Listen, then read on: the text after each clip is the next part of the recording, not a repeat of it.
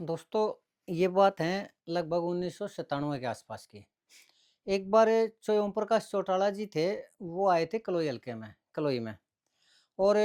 जब वो आए थे तो उन्होंने एक बात कही थी स्टेज पे कि मैं 89 हलकों से काम चला लूँगा, मेरे लिए कलोई है एक डेड हलका है, मुझे कलोई की ज़रूरत नहीं है। और ये दोस्तों मैंने सुनी थी ये बात। तो मैं तब से लेके ना यार कई सालों तक ये सोचता रहा कि कोई भी आदमी जो मुख्यमंत्री बनना चाह रहा है, तो उसके लिए एक-एक हलके का, एक-एक सीट का बहुत ज़्यादा महत्व होता है, वो इम्पोर्टेंस होती है एक-एक सीट की। और जो ओम प्रकाश चौटाला जी ने ये बात कैसे कही कि कलोई हलका मेरे लिए एक डेड हलका है, मुझे कलोई हलके की ज़रूरत नहीं है, मैं बाकी के 89 हलकों से अपना काम चला लूँगा। ख़ैर दोस्तों, मैं सोचता रहा ये बात मेरी समझ में आई ही नहीं कि जो ओम प्रकाश चौटाला जी ने ये बात कही तो कही क्यों? ख़ैर 2000 में दोस्तों मैं आ गया पत्रकारिता की लाइन में। तो पत्रकारिता की लाइन में आया तो मैं नेताओं के इंटरव्यू लेने लग गया और जो छोटे पॉलिटिशियन थे उनके इंटरव्यू लेने लग गया और मतलब एक तरह से राजनीति को समझने लग गया। तब मेरी समझ में भी आया और मेरे को बताया भी गया, किसी नेता ने बताया कि एक्चुअली में जो ओम प्रकाश चौटाला जी की एक चाल थी और उन्होंने एक प्लानिंग के तहत कहा था और वो प्लानिंग ये थी कि जो ओम प्रकाश चौटाला जी वो राजनीतिक रूप से जो भजनलाल जी से खौफ खाते थे। राजनीतिक रूप से, शारीरिक रूप से या ताकत के रूप में नहीं। और वो क्यों? क्योंकि जो भजनलाल जी थे वो राजनीति के पीएचडी थे और ये नहीं पता कब क्या वो कर दे, किस सरकारों को तोड़ दे, किस एमएलए को तोड़ दे, किस का कहाँ पर क्या वो गड़बड़ कर दे, मतलब ये उनके रूप में जग जाहिर था कि जो ये भजनलाल जी ऐसा कर सकते थे। और तब तक वो 3 बार मुख्यमंत्री बन चुके थे, जो ये भजनलाल जी, तो उसमें से 2 बार तो जो ये देवीलाल जी को पटकनी दे के बने थे। तो दोनों ही मतलब जो ये देवीलाल जी भी और जो ये ओम प्रकाश चौटाला जी भी राजनीतिक रूप से उनको ये लग रहा था कि जो ये भजनलाल जी है वो राजनीतिक रूप से खतरनाक आदमी है और क्या पता किस टाइम हमारी सरकार को गिरा दें। तो उसी टाइम जो ये भूपेंद्र सिंह हुड्डा भी राजनीति में संघर्ष करने लग रहे थे और उन्होंने एक तो ये नारा दिया था कि रोहतक की चौधर लेके आएँगे। दूसरा उनका मुख्य राजनीति का जो वो था वो कार्यशैली थी, वो जो भजनलाल जी का विरोध करना था। क्यों? क्योंकि जब तक भजनलाल जी का वो विरोध नहीं करेंगे या भजनलाल जी को नहीं हरा लेते, तब तक उनकी हरियाणा के अंदर और विशेष रूप से कांग्रेस पार्टी में दाल नहीं गलने वाली थी। ये बात जो ओम प्रकाश चौटाला जी जानते थे, तो उन्होंने ये सोचा कि जो भजनलाल जी को कांग्रेस के अंदर ही चैलेंज देने लग रहे हैं, यानी उनसे टकराने लग रहे हैं भूपेंद्र सिंह हुड्डा जी। अगर भूपेंद्र सिंह हुड्डा जी को थोड़ा सपोर्ट कर दिया जाए, यानी उनके हल्के में उनको कम से कम इतना तो बनाया जाए कि वो एमएलए बन सकें और थोड़ा-सा उनका कद हो, तो वो भजनलाल जी से अपने आप टकरा लेंगे और दोनों एक ही पार्टी के अंदर हैं, तो दोनों आपस में लड़ेंगे, तो दोनों की ताकत खत्म हो जाएगी। उधर से भूपेंद्र हुड्डा जी इस एरिया में भजनलाल जी को हराने लग जाएँगे और भजनलाल जी है वो भूपेंद्र हुड्डा जी को हराने लग जाएँगे, तो ये दोनों आपस में उलझ जाएँगे और मैं अपना आराम से राजनीति करता रहूँगा। ये सोच थी जो ये ओम प्रकाश चौटाला जी की। तो ये बात मेरी समझ में आई कि हाँ, ये स्ट्रैटेजी है और ये स्ट्रैटेजी दोस्तों ये नहीं है कि ओम प्रकाश चौटाला जी ने पहले स्ट्रैटेजी बनाई, बहुत पहले से इस तरह की जो स्ट्रैटेजी वो बनती आ रही है। और जब ये देखते हैं लोग कि इनको आपस में भिड़ा दिया जाए, तो ये आपस में भिड़ जाएँगे, कट मरेंगे और हम आराम से वो करते रहेंगे। और खासकर इलेक्शन में तो एक उम्मीदवार होता है, उसके खिलाफ दूसरा उम्मीदवार उतारा भी जाता है, उसी क कास्ट वाले को उतारा जाता है, डमी कैंडिडेट उतारे जाते हैं। तो राजनीति के अंदर ये एक ऐसी शतरंज की चाल होती है या एक ऐसा तरीका होता है जिसमें अपने विरोधी को मात दी जाती है। और अभी पीछे ये अपने बृजेंद्र सिंह जी हैं, इन्होंने भी कहा था कि मेरे खिलाफ कांग्रेस की टिकट पर भूपेंद्र हुड्डा सिंह जी ने एक दूसरे जाट उम्मीदवार उतार दी, जिसके कारण मुझे हार का सामना करना पड़ा। लेकिन ये राजनीति में दोस्तों ज़रूर होता है।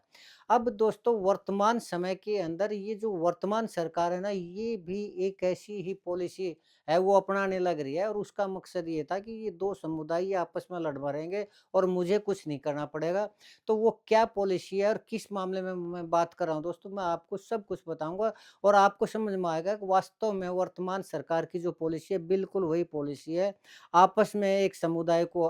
लड़वाना, आपस में फूट डलवा कर एक-दूसरे के विरुद्ध खड़ा करके न और अपने आप उस चीज़ से निकल जाना। तो मैं सब कुछ बताऊँगा, आप बने रहिए मेरे साथ। आपको वास्तव में सुन के ही लगेगा। तब तक दोस्तों मैं अभी गया और अभी आया, एक निवेदन करना चाहूँगा, तब तक आप मैं आऊँ, तब तक मेरे चैनल को प्लीज़ सब्सक्राइब ज़रूर करें दोस्तों। बस अभी गया और अभी आया, 5 सेकंड के अंदर।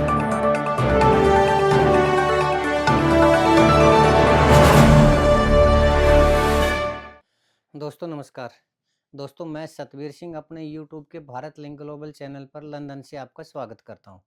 दोस्तों आजकल एक मामला चला हुआ है झज्जर ज़िले के अंदर, हरियाणा का झज्जर ज़िला है। उसमें डिगल गाँव का एक लड़का पंकज अहलावत, तो उसको पुलिस ने एनकाउंटर कर दिया था और ये मामला आजकल काफ़ी मीडिया में तूल पकड़ा हुआ है और जिस दिन से वो एनकाउंटर हुआ है, उसी दिन से तूल पकड़ा हुआ है। और जब पहले दिन इस चीज़ की रिपोर्ट आई तो मैंने भी वीडियो बनाया था और मैंने भी ये कहा था कि अगर पुलिस ने, क्योंकि पहले तो पुलिस की थ्योरी थी, उसने प्रेस कॉन्फ्रेंस करके कही थी कि हमने 2 बंदों का एनकाउंटर किया है और उसमें से एक पंकज है, उसके पैर में गोली लगी और वो मतलब सारा उसने अपनी तरफ से कि ये अपराधी किस्म का आदमी, इसके ऊपर पहले भी इतने आरोप लगे हुए हैं, पहले भी मुकदमे दर्ज है, मतलब पुलिस ने अपनी स्टोरी बताई थी। तो उसी के बेस पे मैंने वीडियो बनाया था और कुछ दूसरा ये भी था कि डिग गाँव के अंदर जो युवा हैं वो आजकल फाइनेंस के धंधे में लगे हुए हैं, कारोबार में, तो हथियार रखना उनके लिए कोई बड़ी बात नहीं है, मामूली सी बात है। तो उसमें अगर एक आदमी हथियार रखता है और थोड़ा दबंग टाइप के आदमी भी वहाँ है तो गोली चला दी होगी, कोई बड़ी बात नहीं, और पुलिस ने उनका एनकाउंटर कर दिया होगा। तो ये मैंने उसमें बताया था, लेकिन तभी जो एलावत खाप थी और वो उसके सामने मामले में आगे आई, उन्होंने सरकार के ऊपर दबाव डाला, तो मैंने भी ये कहा था कि भाई खापों को इस तरह पुलिस के मामले में या उसमें नहीं आगे आना चाहिए। लेकिन दोस्तों तभी अगले दिन जो उस होटल की थी वो सीसीटीवी फुटेज पंकज के पिताजी ने और उसका जो बड़ा भाई प्रदीप अहलावत, जो कि खुद भाजपा का ही प्रदेश प्रवक्ता है, उन्होंने एक सीसीटीवी फुटेज दी और सीसीटीवी फुटेज में ये क्लियर था कि जो पुलिस थी वो जो बच्चे थे फिर धाना गाँव के जिनके बारे में बताया जा रहा था, उनके साथ बिल्कुल बैठी हुई थी, उनके साथ खाना खाने लग रही थी, उनके साथ शराब पीने लग रही थी, पार्टी करने लग रही थी और उन्हीं के साथ झगड़ा हुआ था और उसमें वो जो लड़के थे वो रिवॉल्वर वगैरह उस पुलिस वाले की रिवॉल्वर वगैरह लेके नेहरू वो प्रदर्शन करने लग रहे थे। तो ये लग रहा था कि पुलिस का और उन जो लड़के थे फिर थाना के, उनका आपस में एक तरह से चोली दामन का साथ है और बिल्कुल घी शक्कर की तरह वो मिले हुए हैं। और तो उन्हीं के साथ झगड़ा था, तो उस झगड़े में फिर जैसे-जैसे मामले खुलता गया और मामले के सबूत आते गए, तो ये लगने लगा कि इस मामले में जो पुलिस है वो गलत है और वास्तव में जो पंकज के पिताजी हैं, उसने ये कहा कि मेरे लड़के को पुलिस ने दबा के ना उसकी कमर के ऊपर चढ़ के ना उसको गोली मारी गई। तो ये पुलिस इस तरह के काम करती रहती है, तो उसमें लग रहा है कि वो मामला ठीक है। लेकिन दोस्तों जैसे पहलावत खाप ने और उनके साथ और मलिक और जो दूसरी खाप थी, दहिया खाप थी, उन्होंने सरकार से इस चीज़ के लिए ने प प उसकी जाँच की माँग की और सरकार को ये भी कहा कि पंकज को छोड़ दिया जाए और इस मामले में हम आंदोलन करेंगे और इस मामले में हम किसी तरह का कोई भी डिस्काउंट ही नहीं देंगे या कोई पीछे हटने का या इस तरह का वो नहीं होगा और हम इस मामले को बढ़ाएँगे। तो जब इन खापों ने वो किया तो सरकार उसमें आ गई दबाव में और उधर से पुलिस वाले को एक प्रवीण एएसआई प्रवीण है मायना गाँव का, उसको गोली लगी हुई थी। तो दोस्तों ये जैसे मैंने बताया जो ओम प्रकाश चौटाला जी की नीति थी कि भाई जो भजन लाल जी और भूपेंद्र हुड्डा जी आपस में लड़ते रहे और वो बीच में से निकलते रहे। तब तो सरकार ने इस चीज़ में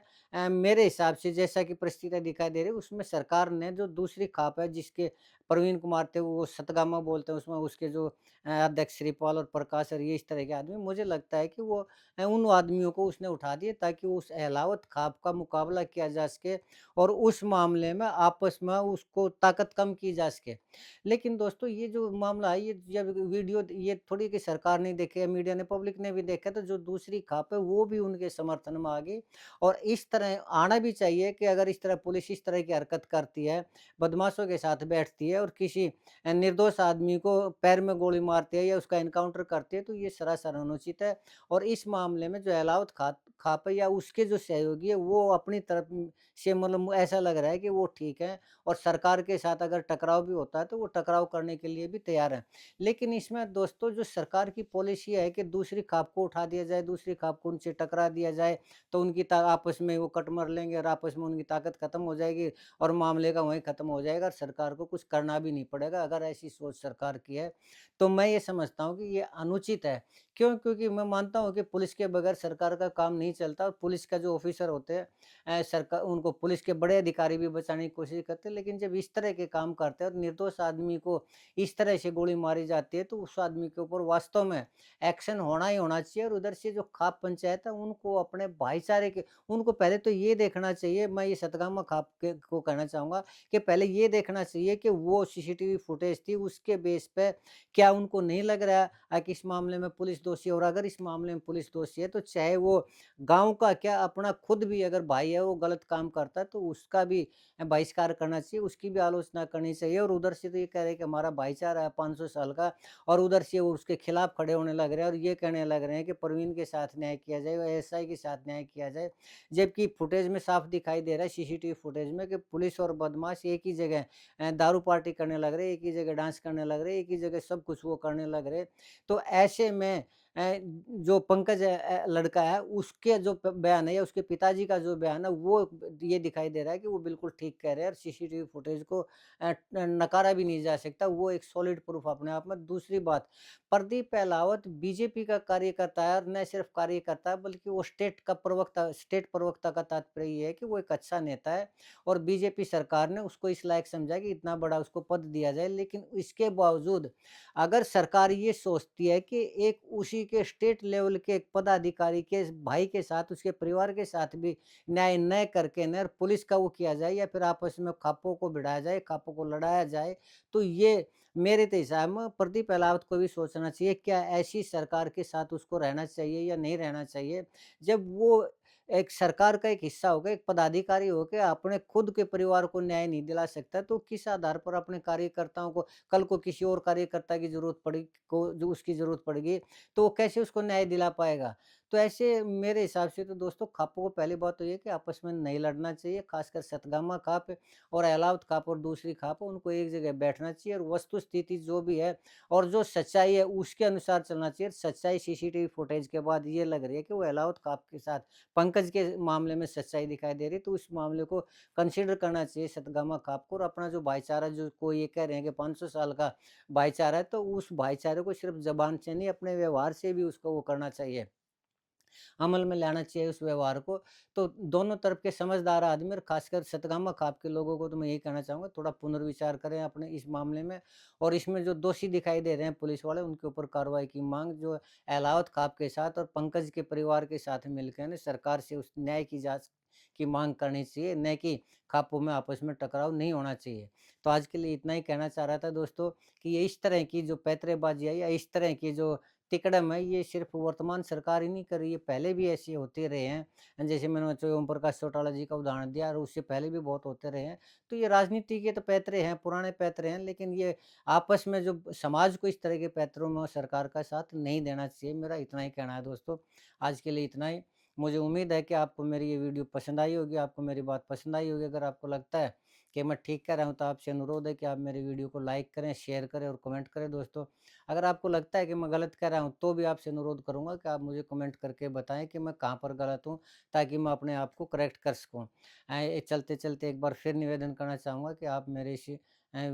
चैनल को सब्सक्राइब ज़रूर करें, ताकि इसी तरह की जो विश्लेषण है, विवेचना है, वो आपके सामने लाता रहूँ। आपने मेरा ये वीडियो देखा, इसके लिए आपका बहुत-बहुत धन्यवाद। नमस्कार, जय हिंद, जय भारत।